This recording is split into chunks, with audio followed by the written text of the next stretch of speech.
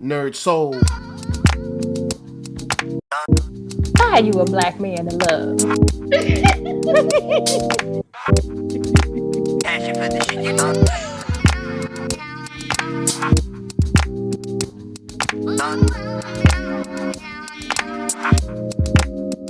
All right, welcome back everyone to another episode of Black Together, a walk in her shoes.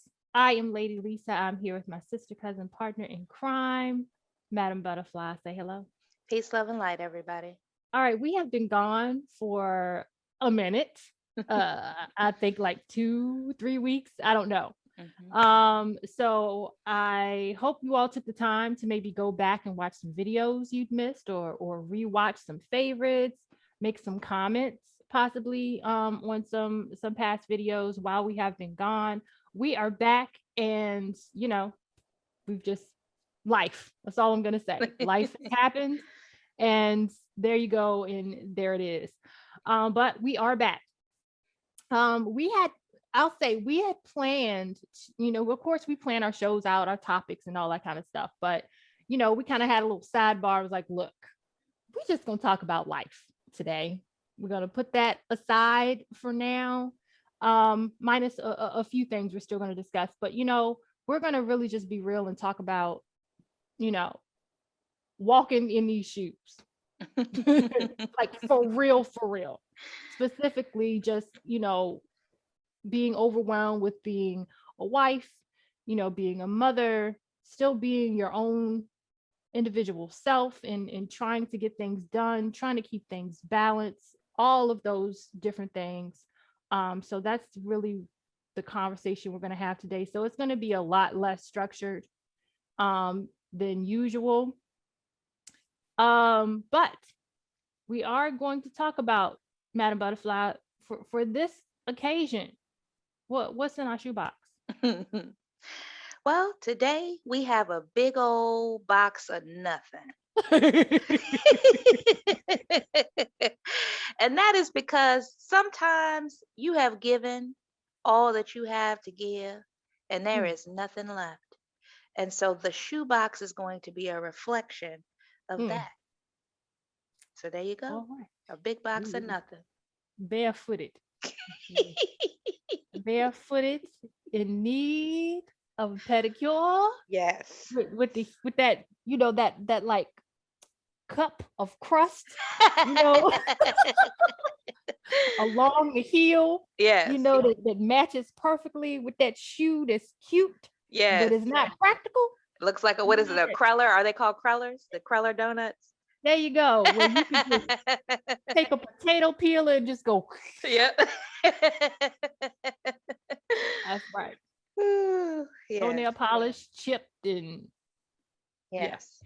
So that's where we are today. This is life, and that's what we're going to talk about today. But also one thing we are going to cover that I've been trying to get to on the last video that we did. We I think we called it, I can't remember what we called it honestly, but we discussed dating and like money.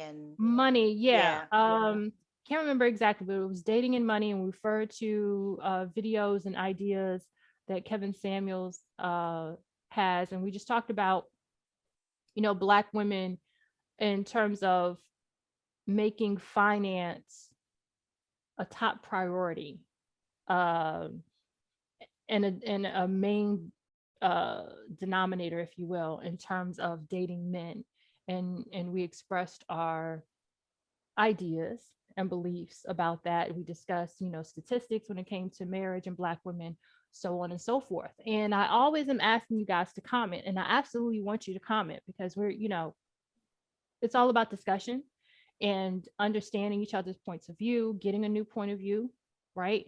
And being in a place where it's like, you know what, I didn't know that changes my perspective, or that changes my idea or way of thinking, or just, adds to information that I have. And we did get quite a comment from one of our listeners, if you will. And we are going to jump into that later on today, because I didn't want to type back because it's so much, quite honestly. So I wanted to actually discuss some of the points she made, and kind of go from there. But before we go into that, like, again, this is just going to be kind of a free flowing episode today, where we just kind of hopefully can woosah a bit and get some things off of our chests and just discuss what the world is going on. So, Madam Butterfly, for Yes. you, what the world?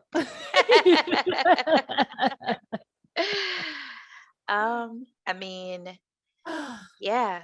Uh, I'm first and foremost, I'm a wife and mother, even though uh, the youngest is, 18. There's still things that go along with that. Mm-hmm. Um, so, and actually, I don't even know if I've shared this, but I'll go ahead and give some information because this might be something that's helpful to others. But my youngest son um, has Asperger's, which is on the autism spectrum, for those who don't know. And so, we're currently going through the process of finding um, transitional options for him, from high school to trade programs and different things like that. So we're just kind of looking into what all of our options would be to just kind of help him, Mm-hmm. help support him in becoming self-sufficient. Mm-hmm. And so we found this really cool program um, that basically has like dorms, Mm-hmm. but you're learning a trade. And so Mm-hmm. you can choose from all different kinds. I mean, they have like electrician, plumber, all different kinds of things. And whatever, however long that program is, the program might be 6 or 8 weeks, or it might be longer than that. Whatever the program, whatever that length of time is, then they get to have that dorm experience, Mm-hmm. and a roommate, and kind of that independent living. Mm-hmm. And so I've just been working with his um, with his school, and the whole IEP thing, and trying to get all of that adjusted. And Mm-hmm. um, it's it's interesting, but Mm-hmm. it's a lot. And Yeah. if you've never been around someone who has had a child with any type of special needs, if that isn't something that has occurred in your family, you don't even know what to ask, or what things you do not know. And Mm-hmm. so this has been a huge learning experience for me. And I know that there are some parents out there who, have children that have, um, special assistance that they need for whatever reason. And it's a lot, you know, Mm-hmm. it's a lot. The paperwork and the regulations and all of that is a lot, but just the day to day of, just wanting to make sure that your baby is okay, you Yeah. know, because Absolutely. at the end of the day, like that's the thing, is I want him to be happy. I want him to feel fulfilled.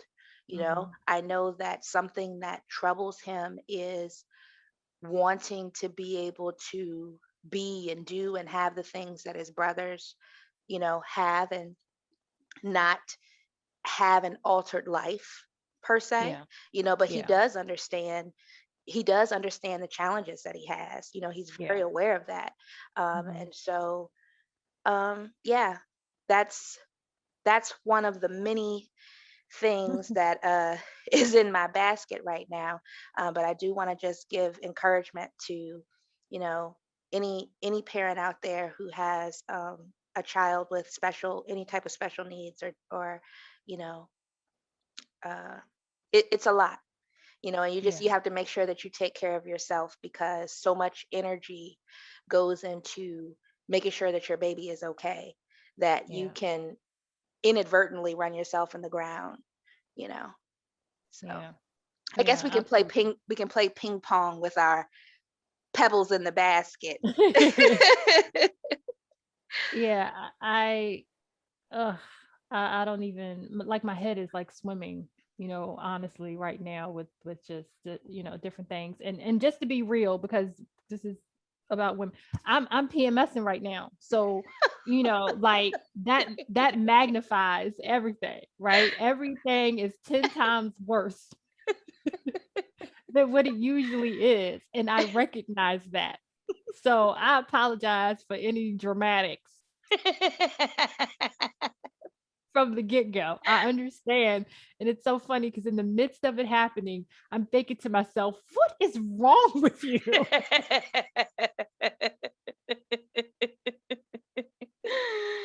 It's just anyway. I don't know. Anyway, for me, like uh, I don't know. Well, one major thing is that okay, my husband spilled water on my computer.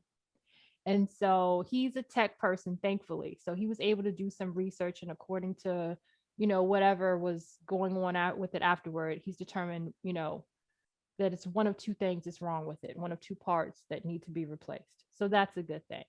But of course, then that has to be done, right? And in the meantime, I'm using his computer. And of course, we're very particular about our own computers. So it's like, do this and don't do this and turn it this, you know. So we already had our big rigmarole about that. And, I can't access, stuff on my computer that I was working on, and trying to access it from a phone or from a tablet, and ugh, right? So, and, you know, still we're in this, this small apartment, and we just be getting on each other's nerves, right? This is true. Got a 3-year-old who thinks he's Captain America half the time. He's the Hulk the other part of the time. He's Black Panther and he's Wakandaing us to death. It's just,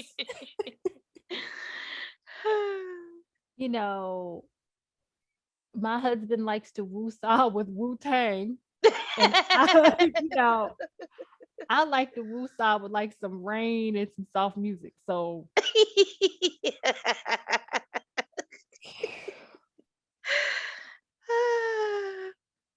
so y'all pray for me.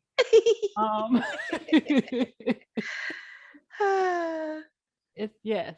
So that's where I am in life, and just other things, other goals that we're working on that I don't, want to disclose them all.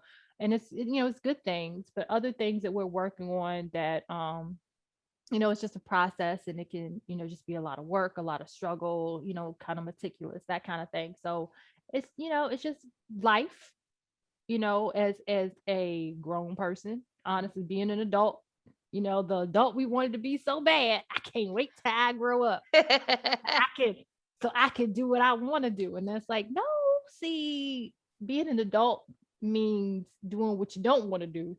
Yes. In hopes that you have a little bit of time and resources to do some of the things.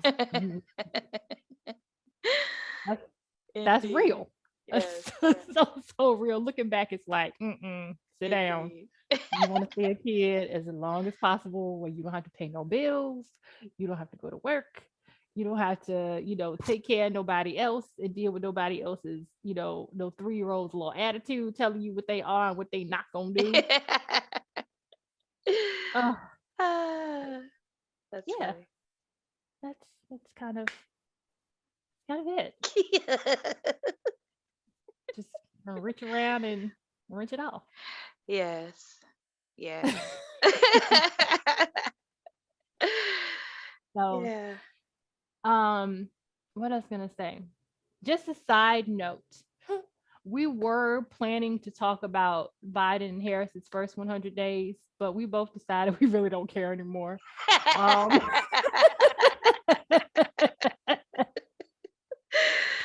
I mean, I could wrap that up real quick. In his first 100 days, He did a whole lot of stuff for other folks and nothing for Black people. The end.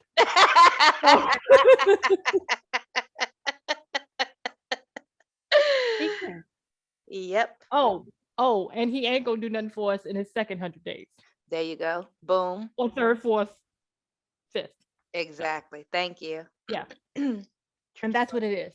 And I think, once we as Black folks pretty much accept that, we can focus on some other things that we do have control over in terms of our households and our communities and building our businesses and supporting each other in business and just, I honestly think concentrating on redeveloping a village structure Yes. in terms of our communities and in terms of just how we operate in general as a people. Yes.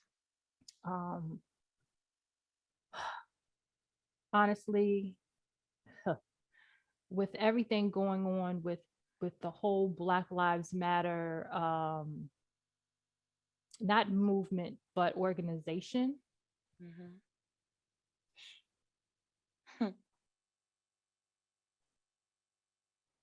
I don't even know what to say about that one. I really don't know. I really don't know what to say about that one.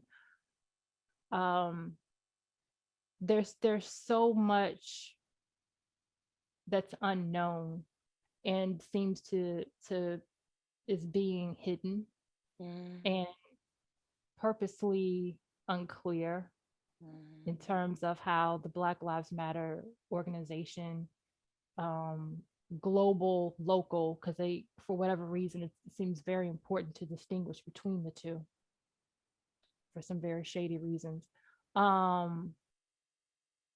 It just doesn't seem to be on the up and up. There's no transparency, and there's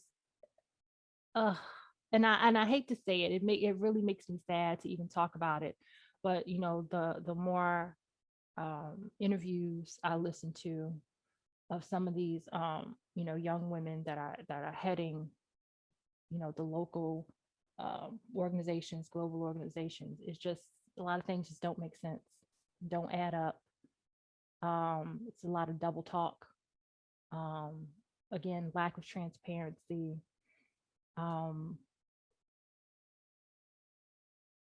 What do you think? Well, I think that historically, whenever we have had kind of this grassroots movement, it has somehow been infiltrated, corrupted, perverted, overtaken, or financed by an entity that was in direct opposition of what the original movement was for. And so, as Black people, we have to start being more mindful of history and honoring the people that came before us and learn from their experiences.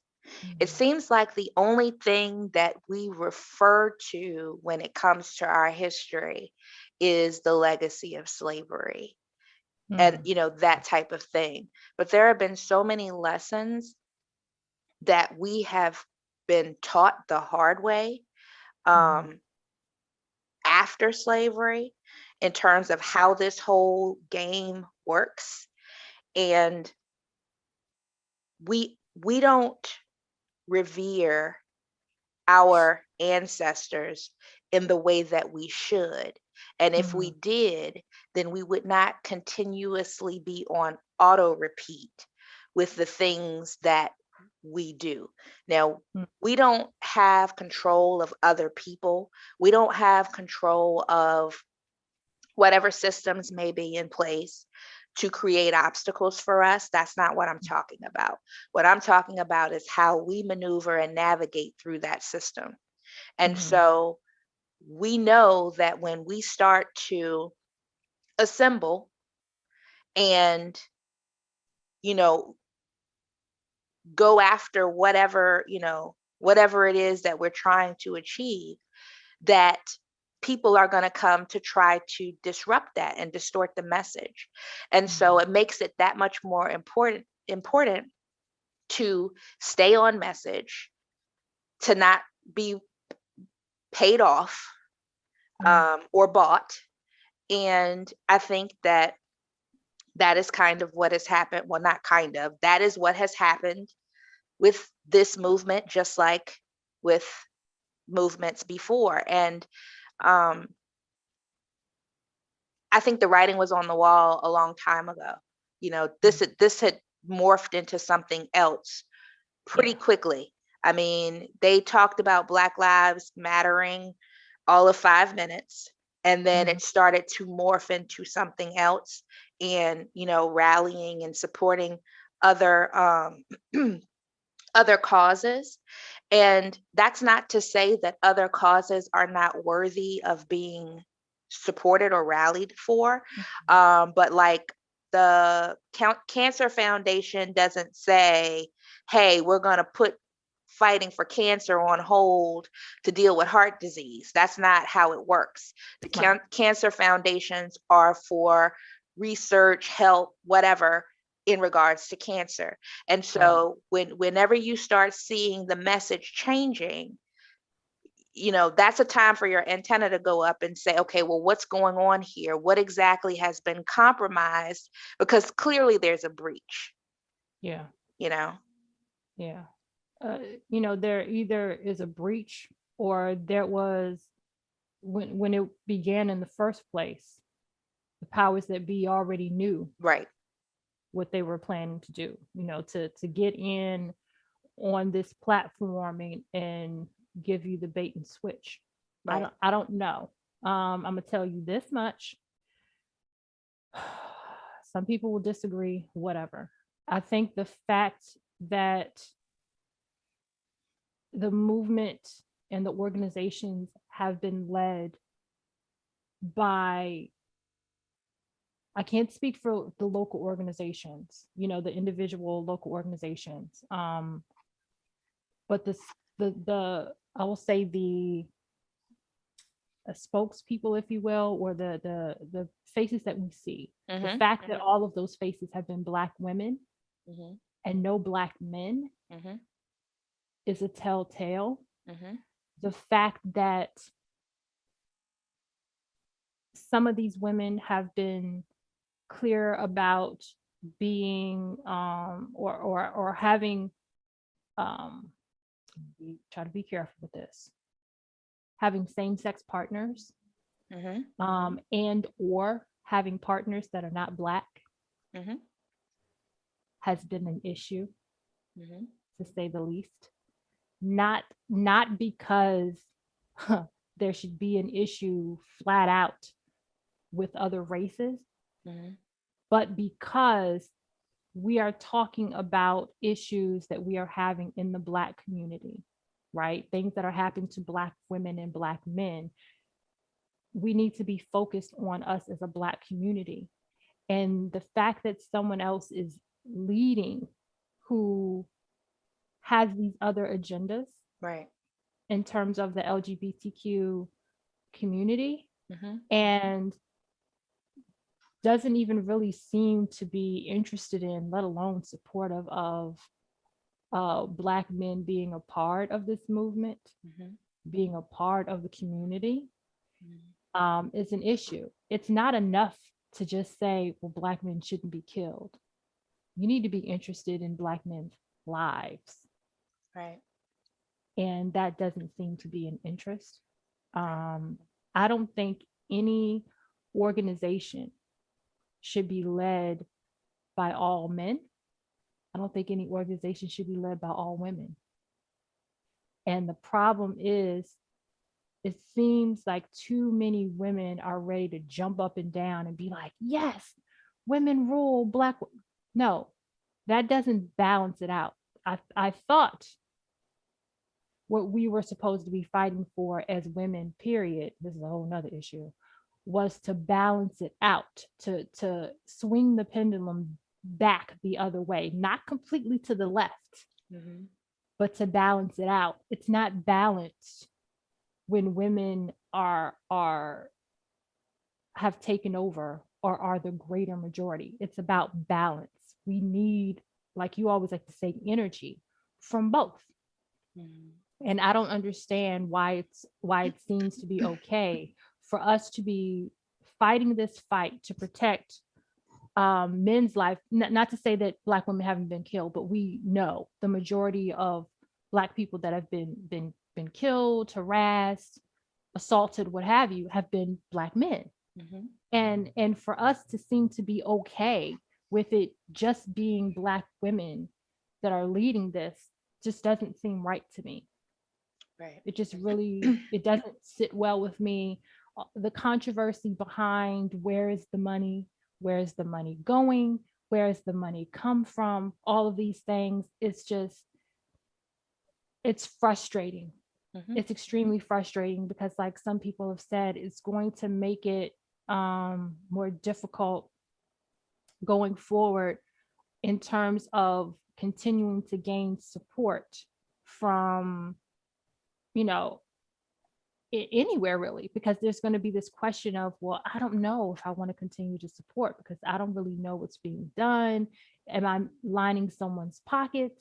Is this going to a cause? What is the cause? What is the part? Too many questions, and ain't nobody trying to give no real answers. Right. It's a whole lot of running in circles and answers that just don't add up and don't make sense.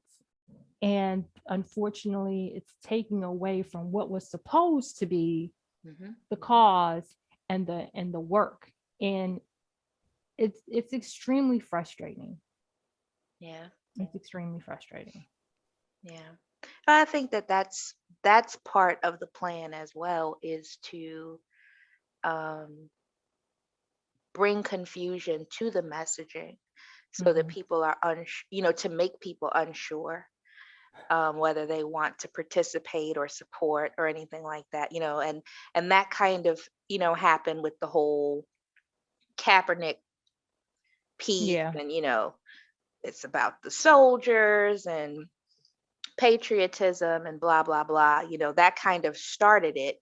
And then the thing of it is nobody is walking around questioning, or I should say the average person is not walking around questioning the money trail for the NRA or for the Shriners.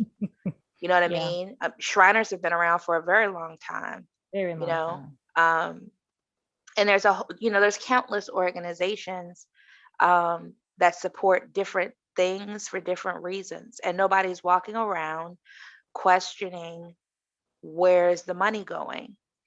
And so those that were in positions of power within the organization should have already known from the very beginning that the whole organization would be under scrutiny, finances included, meaning you need to be on the up and up more so than anybody else, because if there are some shenanigans going on, they have every reason to call you on it. Yeah. You know what I mean? And so,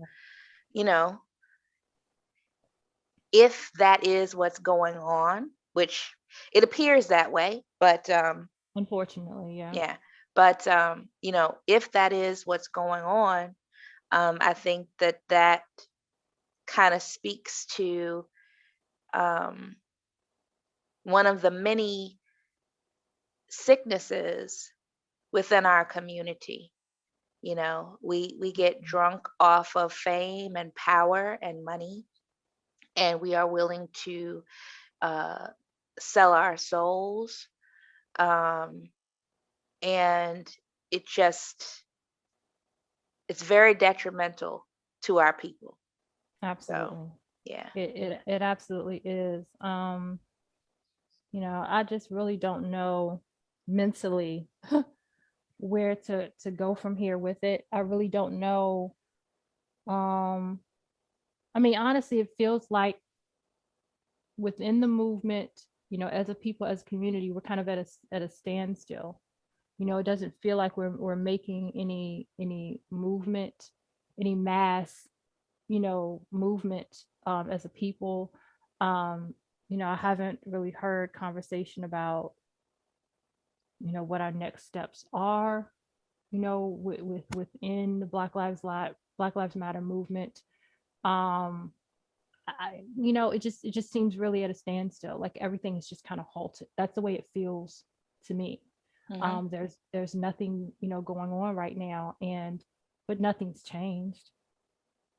You know, nothing's changed. You know, I feel like some people feel like, you know, there's been some great victory because of the George Floyd case, and it's like, no, there's no great victory, because there have been men killed and assaulted since him.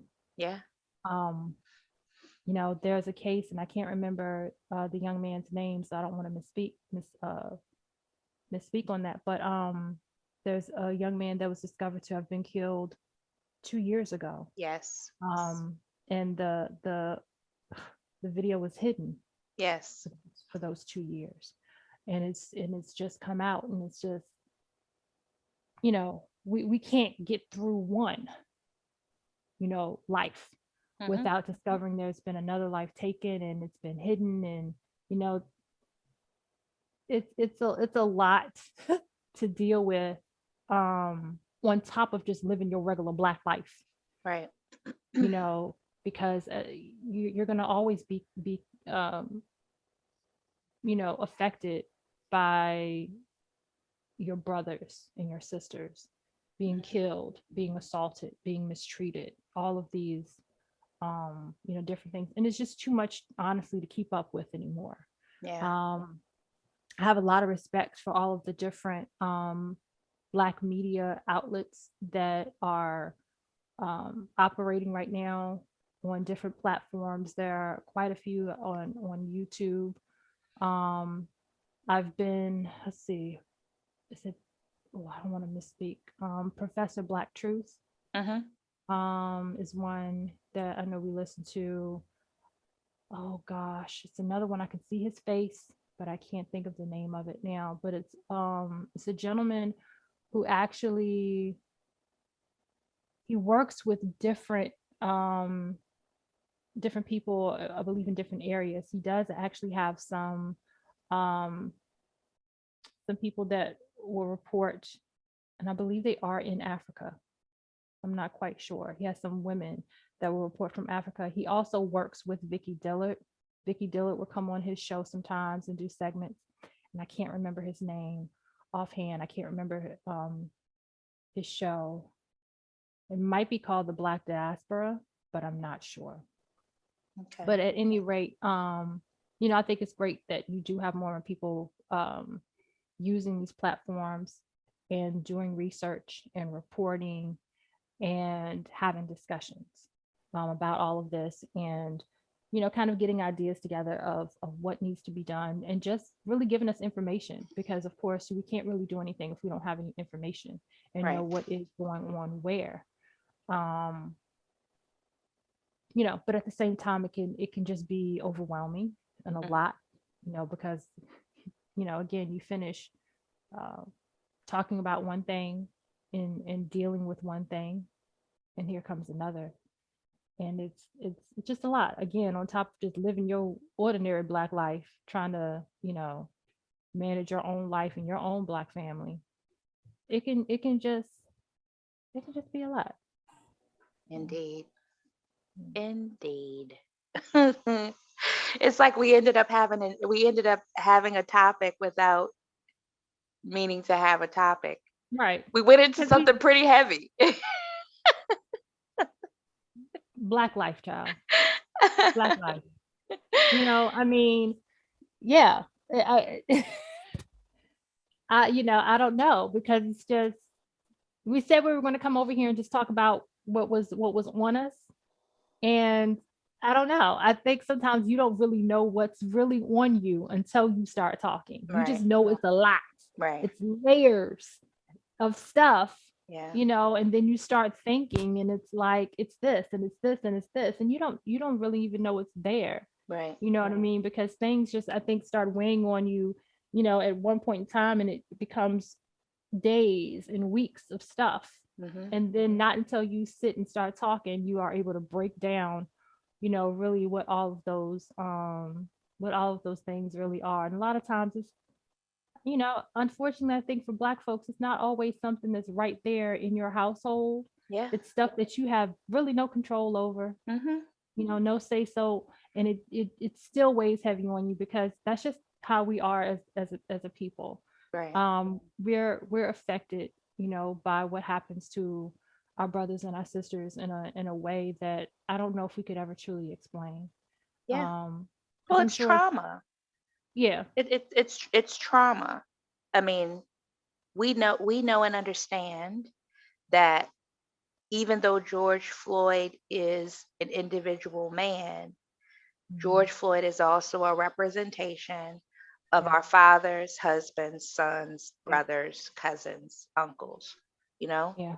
he is Yeah. a representation of all of that. And so when it happens to George Floyd, it is traumatic for us as individuals because we know and understand that that could just as easily be someone that is in our lives.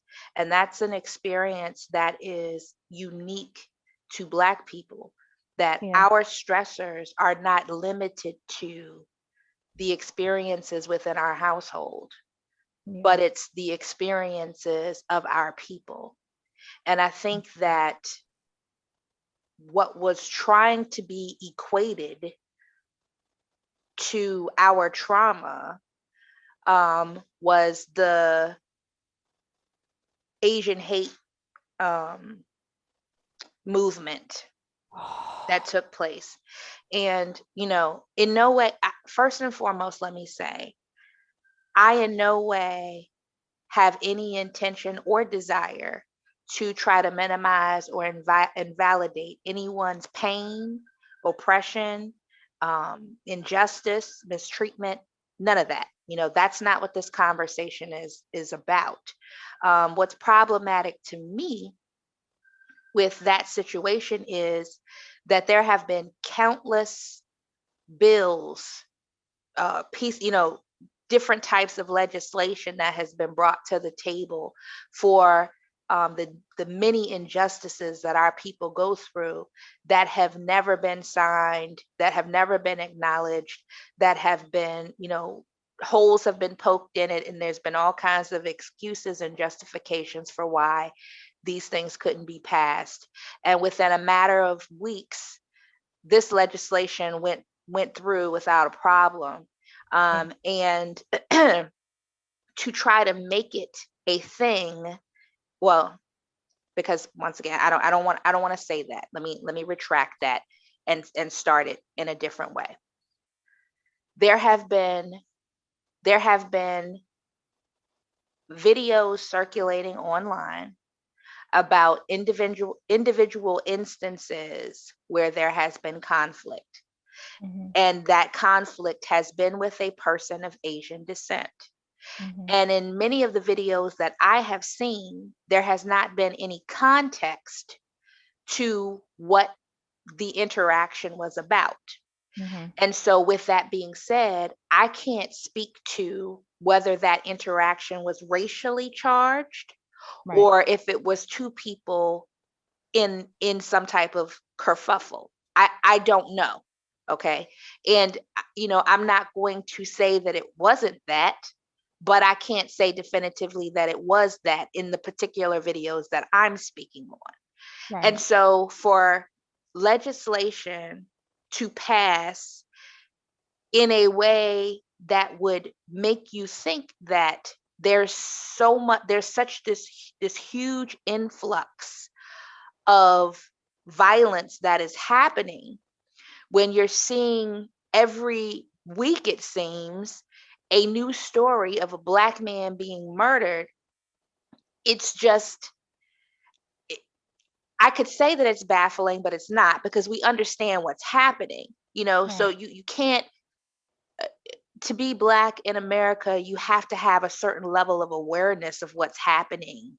Right. You know what I mean? That's just what it is. So, Yeah. you know, to say I don't understand or whatever, it's like, you do understand. Like You do logically, you understand. understand, but at the same time, it's just like it's so mind blowing Yeah. that just the blatant disregard, Yeah. the blatant disregard for our existence Mm-hmm. is just unbelievable to me. And I'm Yeah. not saying that Asian people shouldn't be protected. Whoever feels like there's some kind of, bigotry or, mistreatment because of race, religion, sexual orientation, whatever, whatever the reason, Mm-hmm. you have the right to live your life free of persecution, just like anybody else.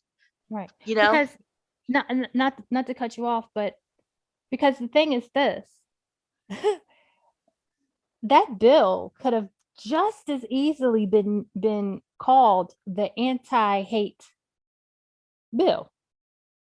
It didn't have to be the anti-Asian hate bill, and I may be not including all of the terminology in it, but the gist of it was specifically anti-Asian hate bill. Now, with all of the hate crimes and everything that's been going on that has been directed toward Black folks, you could have just as easily said, well, now that Asians are having issues too, why don't we just make an anti-hate bill? No. The powers that be wanted to make sure, oh, I want y'all to know we don't care about Black folks. We care about Asian folks, and we're going to make sure that specifically we cover them. Now, as far as y'all, because the majority of y'all's issue is cops, and we support cops, so whatever. That's how that whole thing came off. And I just don't really, I really don't even know what to do with that. It's so blatant. And I'm going to tell you the other thing that really just pisses me off is that Kamala Harris ran on the backs of Black women, right? With her Timbs and her Chucks and Sister Girl and I'm an AKA and just the whole nine. But she gets into office and now everything is about Asians. Now I understand. I'm not an idiot. I can walk and chew gum. I understand that she's Black and Asian, right? I understand that. And I'm not saying that she has to choose one or the other, but I'm gonna need her to walk and chew gum too. Right? She doesn't seem, she's able to. She's an intelligent woman. I'm never going to take that away from her. She's a very intelligent woman, right? And she knows exactly what she's doing. But I hope she knows that a lot of us understand what she's doing too and what she did. She used us as usual. We were used as usual to get her into office so that she could do what it is she really wanted to do. And that was any and everything for everybody except Black people. Right. But she said that. She said that. So it's like for those who were singing her praises and everybody's wearing pearls and all of this crap, she was very clear when she said that she was not interested at all and was not going to participate at all in doing anything that was specifically for Black people. She said it out of her own mouth. Her own mouth. So, like I said, for those with the pearls and the Chucks and all of this nonsense, and you're just so happy that you see someone that you think is representing you, check out the pedigree. Because, yeah, representation does matter, but does she actually represent you? Right. Because what exactly is it that you want? What is it that you desire for your people? Does she want and desire the same things? Mm. Or she just happens to look like you? She looks like she is a part of the same group that you're in. Like, come on. And to go even further, I understand that she went to a HBCU and she became an AKA and all these kind of things, but she did not grow up as an African American, right? And so she didn't have that same experience. She grew up in a I would say a mixed culture family, and her father himself was not of African American descent. It's so I say all of that to say that her experiences and in turn her concerns are not ours. She does not share those. Her points of view, she does not share those with us. She never has. She never has. I mean, she was playing a role. I'm sorry. She was playing a role, and you know, I'd be really, really interested in knowing what her true drive was for going to an HBCU and becoming part of AKAs. Maybe her You and know, Rachel Dolezal have a lot in common. You never know. honestly, to be for real, they do. They do.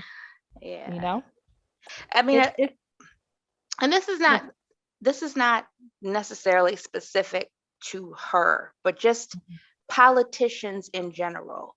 When a person decides that they're going into politics, which is usually very young, everything that they do is calculated. Yeah. It's calculated. So to think that she has made the choices that she made all willy-nilly with no intention behind it would be, it wouldn't be the wisest thought to have. I'll just say that. Yeah. Yeah. Yeah. And I just want to interject here for anybody that joins in and listens and like, well, what is the topic today? Everything. Topic today is everything. This is just one of those days where we had something planned and we both were just like, we are going through some whirlwinds and we just want to drop that and just talk about whatever seems to be on our minds, on our hearts, things that we knew was there, things we don't know. This has to be, sometimes you just need this sometimes to clear your mind. And so if you are interested in listening to two Black women just kind of go off a little bit, welcome. Welcome. And join in the comments. Just whatever you want to get off your chest and ramble about. Today is the day. Yes. This is the Gumbo Show. There you go. I like that. I like that. What is the topic? What the world? That's the topic. What the world? Indeed. Indeed. That would be translated as what's in the world. For those who are wondering. Indeed. Indeed. Yeah. Oh my gosh. Yeah, I'm just disappointed to say the least on that. And so again, we were going to talk about, Biden Harris's first 100 days, and then we're just like, just why? Yeah. Just why? I mean, really, I'm just so exhausted from the previous administration. Because, I enjoy history, I enjoy government. I like watching like BBC and CNN. Like I like watching all different news networks. I even watch Fox sometimes just so that I can get a little bit of everything. But I have no interest in it at all. I had to stop the alerts from coming to my phone because it seemed like there was so much nonsense that was going on with Trump. Like, I am exhausted. I don't even care. Like, I don't care. It's just more of the same with a different face, a whole lot of papers being signed that has nothing to do with us. Yep. It's just, I don't even care. I'm just so, I just don't care. Yeah. And and this is kind of going back on this whole thing is a tangent, so I ain't gonna say that. But Gumbo.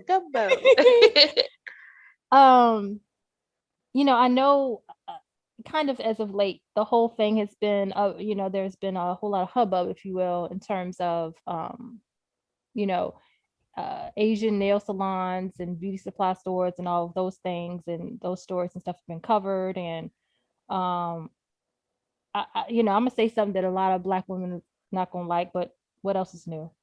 Um, at this point, quite honestly, with all of the stories that have come out in terms of us as Black women being mistreated when we go into these Asian owned, Asian run beauty supply stores and salons, and then we continue to go in there and then we get mistreated. I'm gonna be real with you. I don't care about your new story about being mistreated, because at this point, if you're still going in there, some people have made the argument of that's not fair, you're throwing them all in together. But then someone else made a point, and I believe it was a quote from Muhammad Ali. If you have a pit full of snakes, um, and people want to argue, some of those snakes might be friendly, they may not bite you. Are you gonna take the time to figure out who is who? Or does it make more sense? Or does it make more sense to be like, that's a pit of snakes, I need to go that way? I don't have time to distinguish between who is who, right? And some people are going to argue with that. It's whatever. I cannot entertain, nor can I understand, if there have been all of these issues with us as Black women being mistreated when we go into Asian owned, Asian run beauty supply stores and nail salons, and then we continue to go back, and then someone else is mistreated, and then they want to come and tell their story. Man, why were you there? Why were you there? Does it take more effort and more research to find Black owned stores? Yes. And salons? Yes, it does. And that's what needs to be done. We need to be supporting our own anyway for a lot of different reasons, but if for no other reason than I'm taking a risk of being, mistreated. Or this is the other thing. Let's twist this. Let's say you do find a salon or a beauty supply store where they treat you just fine. You are also pouring into a community that includes those that mistreat us. So we have to think about that. We're still supporting that community. Even if that store itself doesn't run in that manner, they're a part of the community. Are they fighting with their counterparts to say, hey, we shouldn't mistreat them? They bring us this money? Doesn't seem to be. It's just how I feel about it. That's just how I feel about it. That's real. That's real. That's definitely real. It seems like no matter what organizations that we go in to support, when a situation arises where we need the support, it is not there. Right. As Black women, we can go hard for feminism.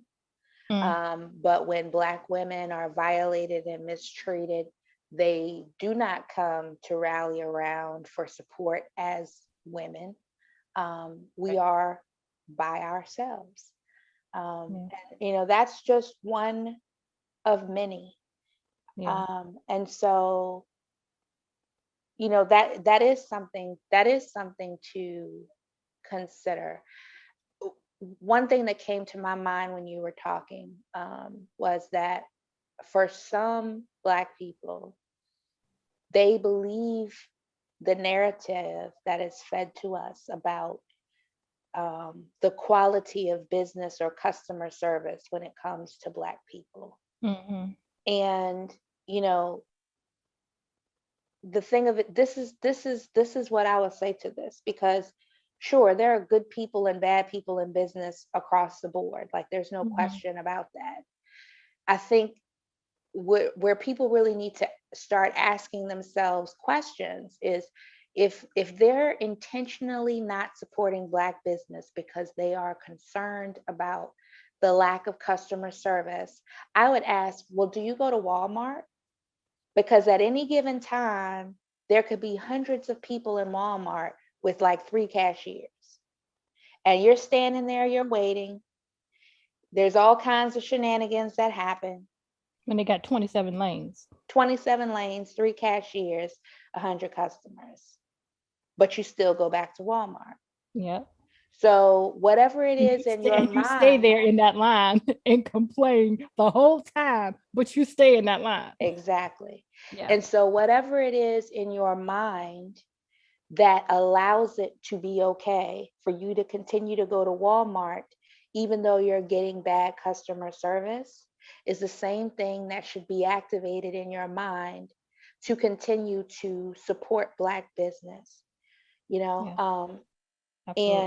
And Absolutely. also, you know, not trying to get Black business owners to compromise their prices, Yes.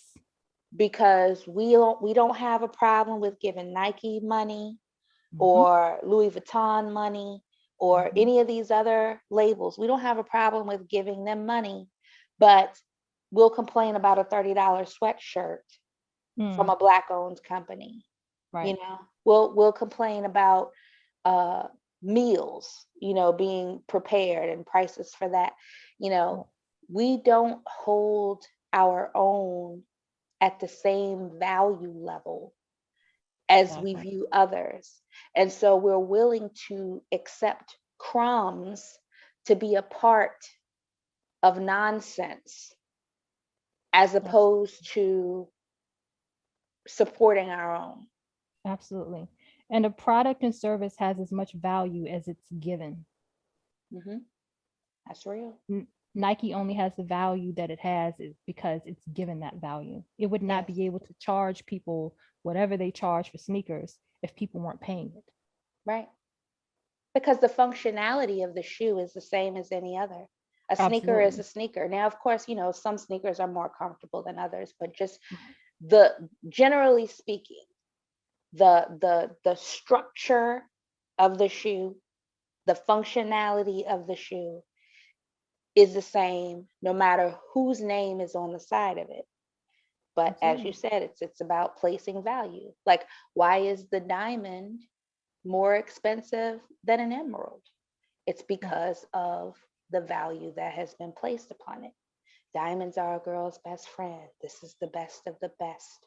And they have to be a certain clarity and quality. And, you know, you're going after the biggest and the best, and you're willing to spend all of this money, and it's a rock. Yeah. Just like other rocks. Yeah. Often stolen from third world countries, but that's a whole other issue. Right. Makes it more valuable, I guess. I don't know. But yeah. Yeah. So, you know, I guess that's another thing. Just thinking, you know, I guess we're kind of moving towards, you know, I don't know, the frame of mind of what is it that we can do, because it can be very disheartening, frustrating, and almost insane to keep discussing things that we feel we have no control over and no say so in. And what we do have control over and say so in is what businesses we support, what businesses we promote, and develop, and you know, our communities. You know, we need to get back to a village mentality and a function as a village. Yes. You know, not just with our neighbors, but with our families, Hmm. if we're to be real about it. We need to bridge some gaps, in our families. Not to say, I know there's a whole lot of hurt, a whole lot of trauma, a whole lot of abuse, and all of those things. And we have to start dealing with that, I think, better as a family unit, because I think what we've done as a people is we've allowed individuals within the family to suffer on their own and excuse those that have caused them to suffer, Woo. and inadvertently left those who are suffering to their own devices and blame them for causing a rift in the family. you Yes. know don't come here with all of that, hollering and this, that, and the third, but you don't want to discuss what they're hollering about. Right. That's real. That uncle so and so, touched you when you were this age. That's in the past. Let that go. Right.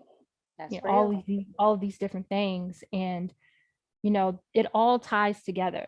Us not being able to come together as a people, even with that, those things not being in the forefront of your mind, it all ties together. It all ties together. When there are people in your family and in your neighborhood, in your community, in your circles that you just can't get along with, you don't know why, you've never thought about why. You need to start thinking about why, digging into why, and figure that out. I mean, we're on our own, y'all.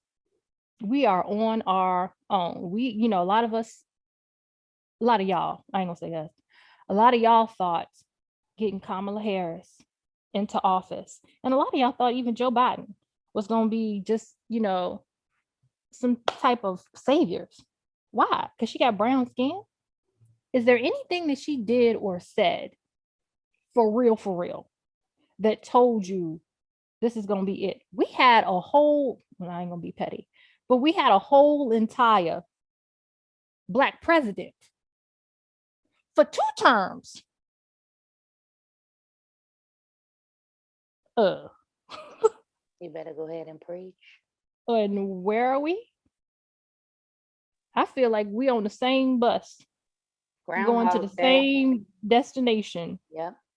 that we were in before. So how magically now is Joe Biden and Kamala Harris gonna put us in a different place? Keep hope alive. Hope is in the closet on life support. Okay. You You know how know, I feel about hope. It's a hustle. Hey, it's a hustle. but you look, you don't waver from the hustle. That's what they say. You don't waver from the hustle. All you can do sometimes is just exhale. Yeah. One of the things that I wanted to say when you were, or one of the things I thought about when you were talking, as far as, getting the community back together and that type of thing. Also repairing the relationship between men and women. And I think that part of our conversation at the last show, in talking about money and how money plays a role in the dynamic between men and women, Mm-hmm. Black men and women, is a part of that, because Absolutely. Black families are either being dismantled or not even beginning Yeah. as a result of money, as a Mm-hmm. result of society, Mm-hmm. or I should say societal norms, what has Mm-hmm. been deemed the life to achieve, Mm-hmm. what is deemed the American dream, and that type of thing. Looking at our European counterparts and trying to emulate the life that they have, or the life that they state is the desirable life, Mm-hmm. without factoring in the different sets of circumstances that we have as Black people in America. And so, it's not as simple as just, oh, I'm an independent woman, I don't need a man, or, if he doesn't make certain amount of money, then I can't mess with him. Like, all of these things play a significant role culturally Mm-hmm. in what's happening with us. And we have to look at Absolutely. that realistically, and holistically. Absolutely. Yeah. And it's so funny. We're always like here in sync because I was, thinking as we were talking about, segueing back into this also because it does all tie together. And so I did want to segue back, to that last show. As I said earlier, I was going to get back to this. We did have someone make a pretty detailed comment on that video, which is great. I always say, and we always say, we want people to comment, and we truly, truly do. I mean, we want there to be a conversation. Um, and I do remember her saying, though, that she usually doesn't say anything because she didn't want to make anyone mad and get blocked. And I know she kind of said that in a joking way, but I don't want anyone to feel that way.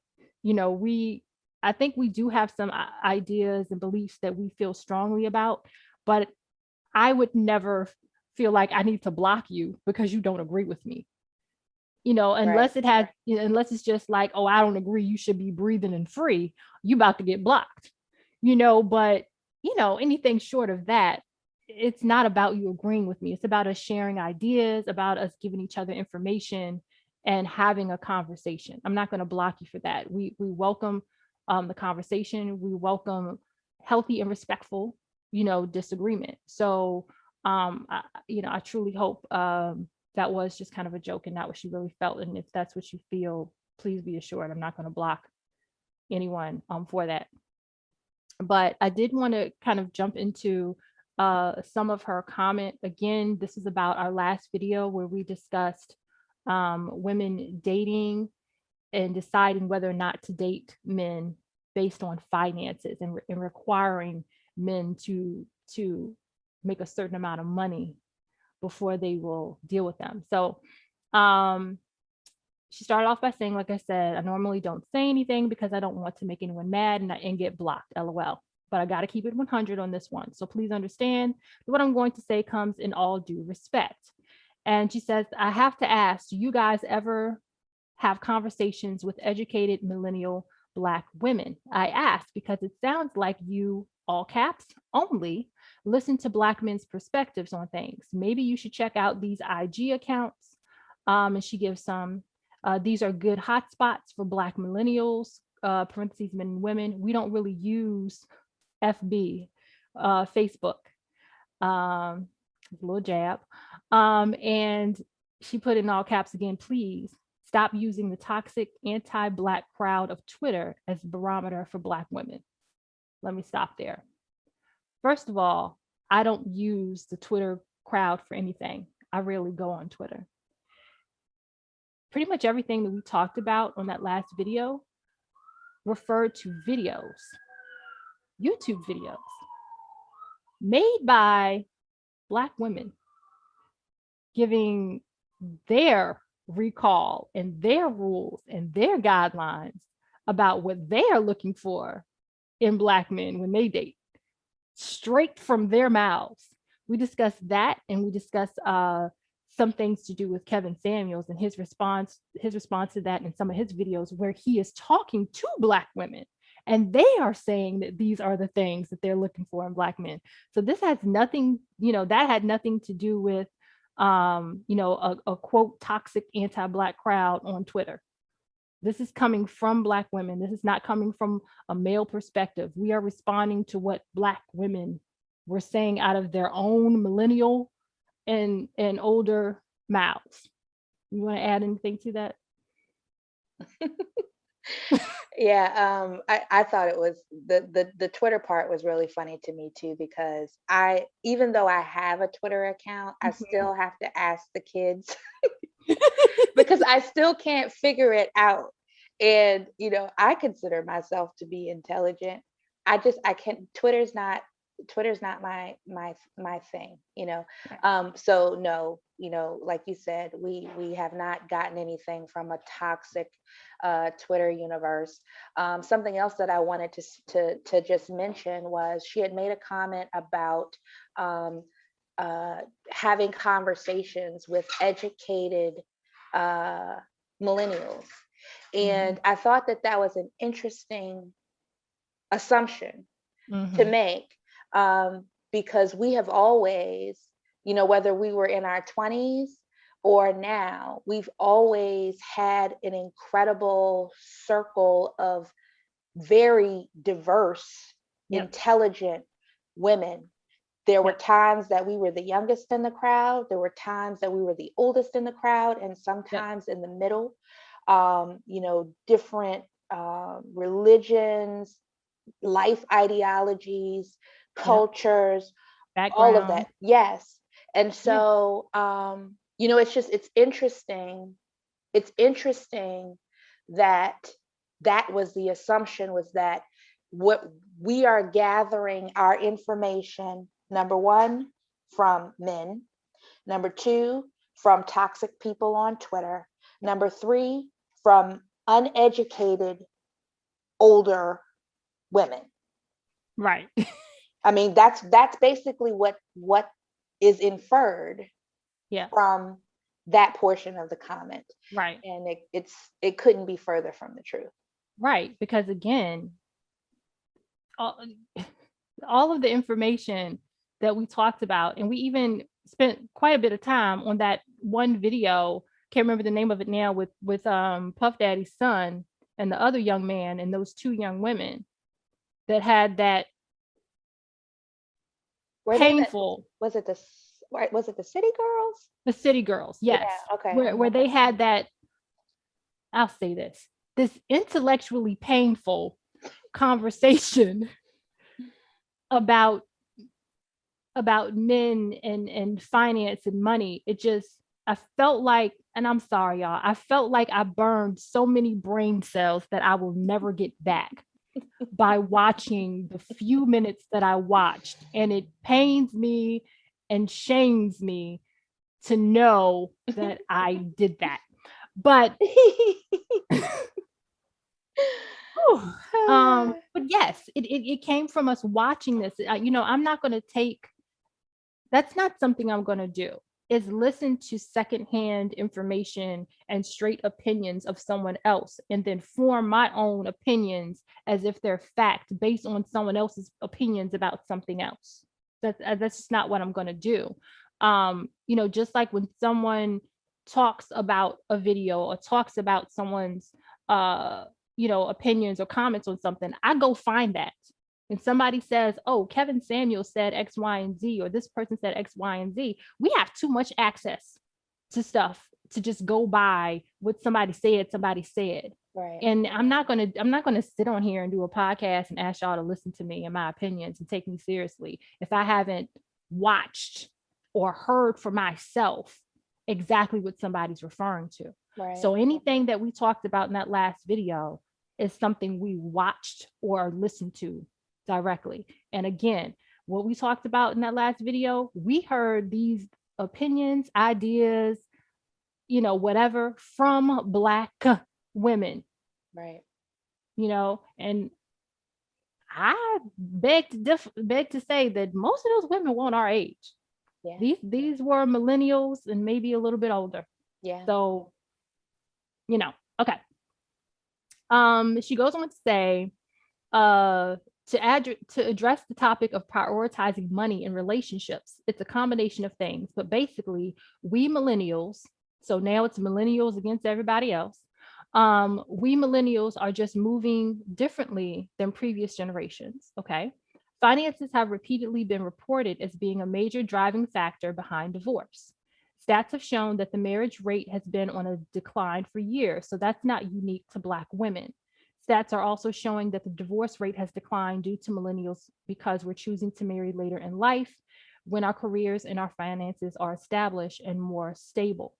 Money matters when it comes to stability. Everyone else seems to get this, including Africans, but when Black American women state this, it's a problem. Why?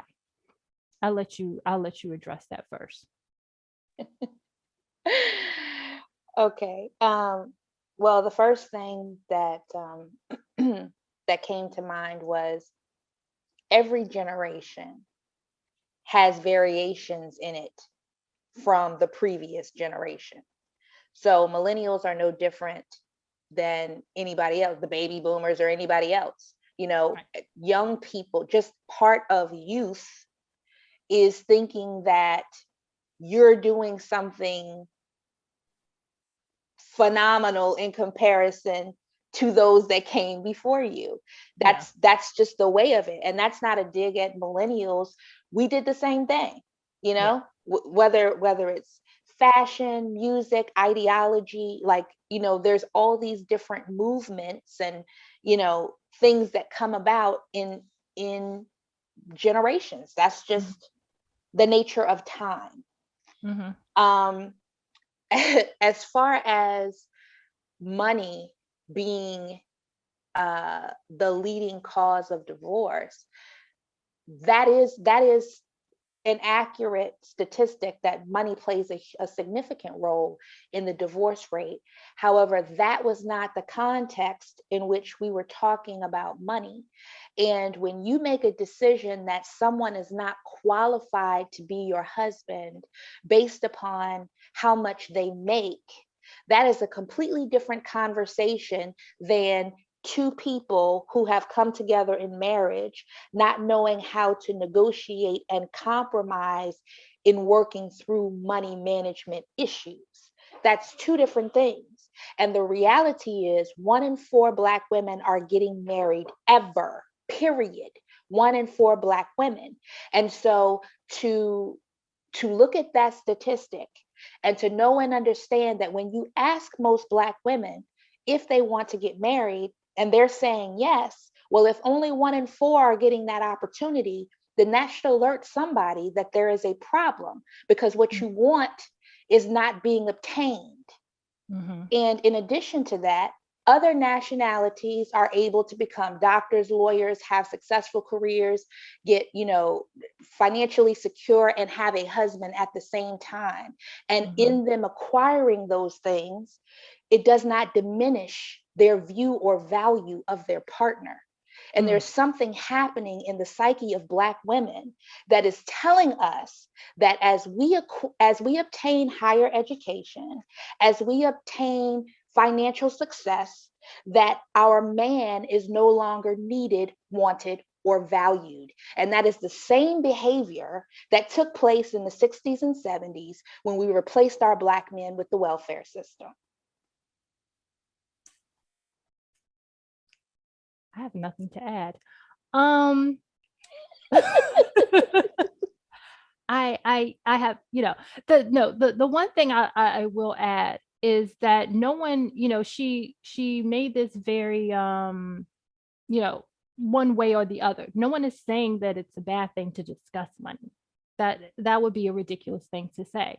Absolutely, money should be discussed at some point in a relationship. The problem that I have seen and heard watching videos, listening to Black women is there seems to be this thing where Black women want to date men, and within the first, second, third date, they're asking him how much money he makes. That's not your business as of yet, ma'am. Mhm. I'm still vetting you to see if I even want to deal with you, let alone if my pockets want to deal with you. Right. And you're already asking me this. And I'm gonna tell you, it's this one video I watched. It was, I will say the guy was a little bit annoying, but I was watching it with my husband. And so as we always do, we watch and talk and watch and talk. And this man had gone on this date with this young woman, and she had asked him what he does. And then I can't remember how she framed it, but in so many words, she asked him how much money he makes. And so then he asked her a very sexual question. Mm. And it kind of, you know, it was like, oh. And then she said something to the degree of, I can't remember, but she responded in a way to pretty much say that's not appropriate. It's not your business. And he's like, it's not appropriate for you to be asking me about my money. Right. Right. And the thing I loved about it is that I'm sorry, we need more men to come back like that, Right. because it's true. Why are you asking me about my money and my income? The point that you're at when you first start dating someone is having a very natural conversation with someone, getting to know them as a person. Mhm. finances don't come into play yet. You're getting to know them as a person, their character, their values, and some of their hopes and dreams without even really going in too far. But you're doing more observing than anything. You want to just come out the gate and get all up in somebody's business. And another thing was that she just pretty much undressed him from head to toe in terms of, well, I can't go, and she said this, I can't go out with him again because he was wearing too many labels or something, like, because he was a little much, I'll say, but he had on like a Gucci headband and this, that, and the third. But she was saying, I can't go out with him again because of that. She thought he was attractive though. So I'm just like, this is just too schizo for me. What is it that you really want? Do you want to take the time? Because you said he's attractive. I mean, the Gucci headband was not sewn into his forehead, ma'am.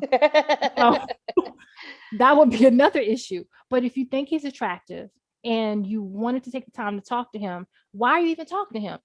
What, just at that moment, save you some time and him. The moment you see him and you've decided that you can't date him again because he has on the Gucci headband, leave. Right. But don't partake in the meal. Right? But then you decide you're going to sit down and ask him about his funds, because I trust and believe. If he had sat down and said, I make X amount of money, and you thought that you would be able to get some of it, that Gucci headband won't gonna bother you as much, was it? The second date won't gonna be, as impossible as you thought. That's the problem. That is the problem. When my husband and I were dating, and I'm not saying by any means that we did everything perfectly and everything right, but we were in the frame of mind that we need to have some real and relevant conversations, because he and I were both serious about finding the right mate and having conversations that would help us make that decision about if we were right for each other. And when it became appropriate, when we had already decided that, yes, I can see marrying this other person as a possibility, that is where we're leading, that is where we're going, then we started having conversations about finances. Right. We had already been together for quite some time. By that point, I would not feel comfortable or feel it was appropriate out of the gate asking this brother how much he make. Right. I mean, real. It's ridiculous. And I would also not dismiss him if he were to share with me, as some brothers might, well, I only make X, Y, and Z. I'm not going to dismiss him because of that. Now, if the brother tells me as a way of life, I don't work, we gotta go. I can't. That's to the other extreme. If that's what you do. Well, and that speaks to other things too. That speaks to ambition and those types. So it's a deeper issue.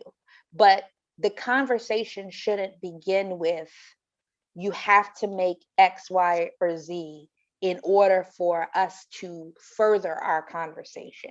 Absolutely. It's about what is your character. If you don't believe that you have to provide for yourself, if you feel that level of entitlement, that's a character issue. That's Absolutely. Not a finance issue. It's a character issue that trickles into finance. Absolutely. Absolutely. And so that's the issue at hand. So don't simplify it by saying, oh, well, it's a problem when Black women bring up money. No. I mean, let's be genuine. Let's be genuine. That's not the issue at hand. If it, I don't think it would be intelligent of any woman to go into marriage with a man who says, I make $5,000 a year, and that's all I'm ever going to try to make. Even if that brother says, I'm making $5,000 a year, but I want to marry you, sir, no, you can't provide for you right now. That's an intelligent conversation, but that's not where it's coming from. And also the conversations that we've been hearing have been Black women requiring men to make these stupid astronomical amounts of money. Ma'am, you don't even make that. You right. never will. Right. You don't even have the potential to make that yourself. Right. And we all know that in general, Black women are gaining more access to higher paying jobs at a higher rate than Black men. So how are we expecting to come in and for them to go above and beyond us? It's not rational. Right. It's not rational. And it's trying to be nice. It's not a reasonable place to start in terms of what your requirements are for a man. The conversations don't involve, and I'm telling you, I've seen the videos, I've listened, I've paused, I've rewound, I've rewatched. The conversations don't involve his heart, his mind, his character, his integrity, his compassion, his capacity to love. It doesn't involve that. Right. It involves how much does he make and how much of it can I get? Yes. That's the issue that we have.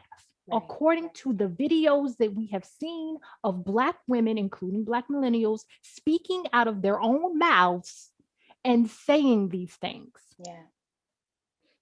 Yeah. I think one of the benefits of getting older, there, I want to find a way to say this, because, you know, when we were 21, of course, we thought that we had all the answers to the universe. That's part of being 21. You know what I mean? That's the beauty of it. You're going to make a difference. You're different. You are the star, that bright shining star in the sky, bringing light to all.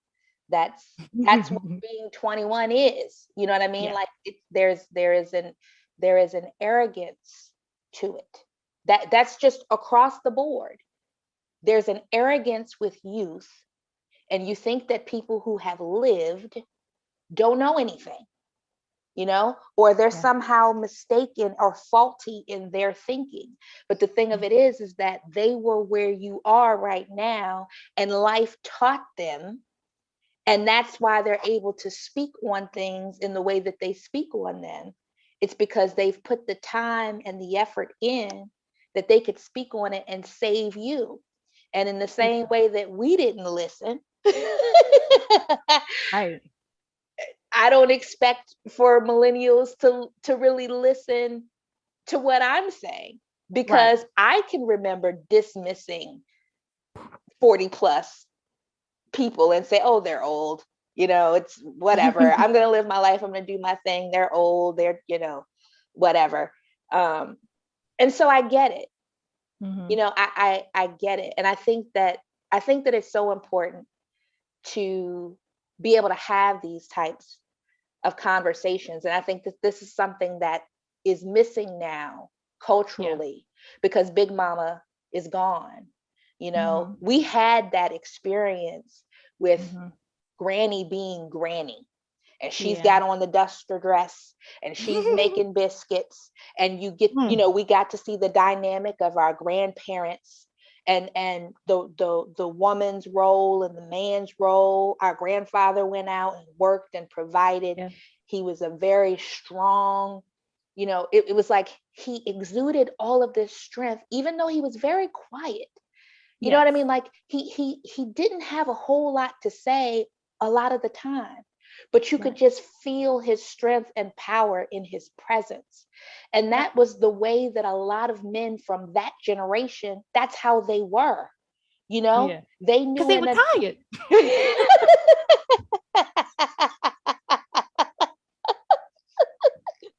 True story. True story. Yeah. But they knew and understood the importance and significance of their role, their power, you know, their position, and women too. And there wasn't a competition between men and women about who should be doing what. There was a natural understanding of what it was that we were supposed to be doing.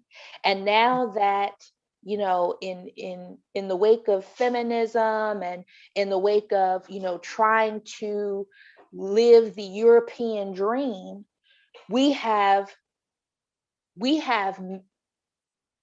messed up the natural chemistry connection relationship that Black men and women have.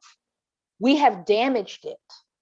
Yeah. And I'm not saying that to absolve Black men of the responsibility, but what I will say is that Black women have a huge burden to carry when it comes to the breakdown and the dynamic between Black men and women, because of the way that we have processed and internalized the information that society has given without the proper context of our condition as Black people in America. Absolutely. Absolutely. And we've also, I think, totally misconstrued, you know, us belonging in feminism. You know, I touched on this before. That's not for us. It's just not for us. I can't emphasize that enough, no matter how many times we talk about it. It's not for us. Right. And the other thing is, you know, you can't piecemeal what parts of gender roles you want, because I you know, another thing I've noticed is that some younger women seem to want to reject gender roles, and that's fine if that's the sword you want to die on. If you want to reject gender roles and say that men and women are supposed to be in this together, cool. But the problem is this: you don't really mean that, because you want your money to be your money and his money to be your money. Mm-hmm. That's the problem. You don't want it to be, well, let's bring our money together and build a life together, because that's the history of Black men and Black women. Let's bring our resources together and build this home and build this family. Mm-hmm. And I'm going to say, like I said last time, you got to bring more to the table besides your chest.